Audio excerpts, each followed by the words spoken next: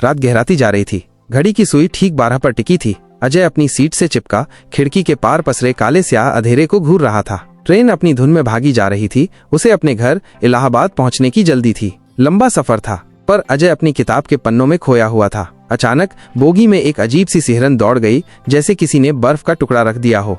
अजय ने चारों ओर नजरें दौड़ाईं। कुछ मुसाफिर नींद के झोंकों में थे तो कुछ गहरी नींद में डूबे हुए थे, मगर उसे एक अजीब एहसास कचोट रहा था, जैसे कोई अदृश्य आंखें उसे ताक रही हों। उसने सर घुमाकर देखा, पर कोई नहीं था। कंधे उचकाकर उसने फिर से अपनी किताब खोल ली। कुछ लम्हों बाद ट्रेन की बत्तियां टिमटिमाने लगीं, जैसे कोई शरारती बच्चा आंख में चौली खेल रहा हो। अजय को यह अटपटा लगा, पर उसने ध्यान नहीं दिया। तभी अचानक एक बच्चे की खिलखिलाहट सुनाई दी। ये किसी छोटे बच्चे की हंसी थी, जैसे खेलते वक्त आती है, लेकिन इस रात के सन्नाटे में वो हंसी किसी डरावने साए की तरह लग रही थी। अजय ने अपने बगल में बैठे बुजुर्ग से पूछा, आपने कुछ सुना? बुजुर्ग ने धीमी आवाज में कहा, हाँ बेटा, ये आवाज मेरे कानों में भी पड़ी, पर यह आ कहां से रही है?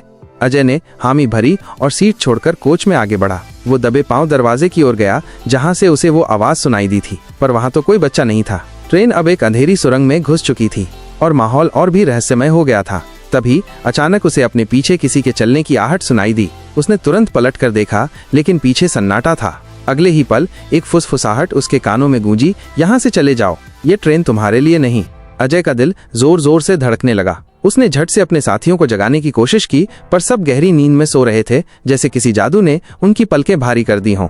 डर के मारे वह भागकर अपनी सीट पर वापस आया और सोचने लगा कि क्या ये सब उसका वहम है। तभी उसकी नजर सामने वाली सीट पर पड़ी। एक औरत बैठी थी। उसने पहले ध्यान नहीं दिया था, पर अब उसकी आंखें उस पर टिक गईं। औरत का चेहरा चांद की तरह सफेद था और उसकी आंखों में एक अजीब चमक थी। उस औरत ने धीरे से कहा, तुमने मेरी आवाज सुनी तो अब यहाँ से भाग जाओ। जब ट्रेन अगले स्टेशन पर रुके तो उतर जाना, वरना बहुत देर हो जाएगी।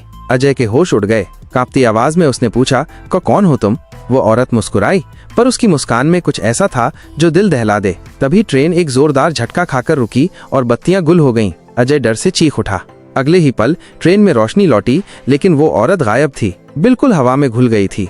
अब अजय पूरी तरह से डर गया था। उसने खिड़की से बाहर झांका। ट्रेन किसी अनजान वीरान इलाके में दौड़ रही थी। न कोई स्टेशन दिख रहा था, न कोई रोशनी। अचानक ट्रेन के अगले डिब्बे से लोगों के चीखने की आवाजें आने लगीं।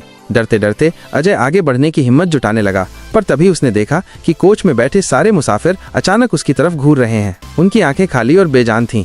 वो बुरी तरह कांपने लगा और दरवाजे की ओर भागा। उसने दरवाजा खोलने की कोशिश की, पर वो जाम था। तभी ट्रेन की खिड़कियों पर कुछ धुंधली परछाइयां दिखने लगीं। ये किसी इंसान की परछाई नहीं थी, बल्कि कुछ और ही भयानक था। वे धीरे धीरे आगे बढ़ रही थीं, जैसे अजय को घेर रही हों। अजय चीखना चाहता था, पर उसकी आवाज गले में ही अटक गई। तभी एक झटके के साथ ट्रेन रुक गई। अजय को होश नहीं रहा कि ये कौन सा स्टेशन है। अचानक एक बूढ़े आदमी ने उसका हाथ पकड़ लिया और कहा, भाग बेटा, अभी भी वक्त है। अजय ने बिना कुछ सोचे समझे ट्रेन से छलांग लगा दी।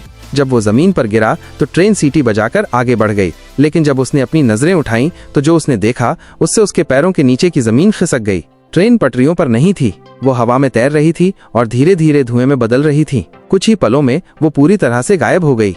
अजय हांफते हुए चारों ओर देखने लगा। स्टेशन एकदम सुनसान था। कोई इंसान नजर नहीं आ रहा था। सिर्फ एक पुराना बोर्ड लटका हुआ था, जिस पर धूल की मोटी परत जमी थी। जब उसने उस बोर्ड को पढ़ा तो उसकी आंखें फटी की फटी रह गईं। उस पर लिखा था, शापित स्टेशन, ये ट्रेन 50 साल पहले दुर्घटनाग्रस्त हो चुकी है। जो भी इसमें चढ़ता है वापस नहीं लौटता।